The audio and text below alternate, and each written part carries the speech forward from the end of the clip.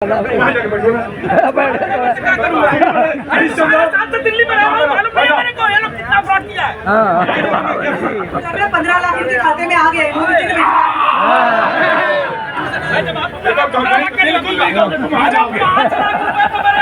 Bullet train में बड़े चक्कर काट रहे हैं, इसलिए बहुत खुशी के मारे उछल रहे हैं। भगा दूं क्या तुमको यहाँ से? अभी तुम्हारे चैन आएगा। अच्छी शिक्षा मिल रही है बच्चों को, अच्छा रोजगार। तुम जाओ।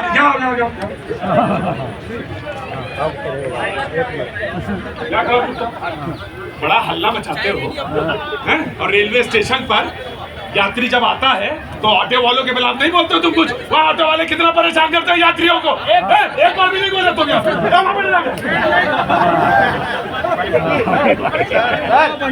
सवेरे यात्री उतरता है रेलवे स्टेशन पे दिल्ली में और ये ऑटो वाले 500 रुपए लगे। अरे सरकार को बोलो सख्ती करे, हम कहाँ रोक रहे हैं?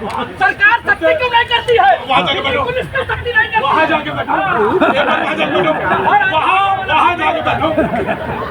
बड़ा आदर्शवाद बताने के लिए बहुत सारी चीजों पे बोला जाता है। जी कांग्रेस बोल रही 11 साल में क्या हुआ? 11 साल में 750 किसानों ने शहादतें दी।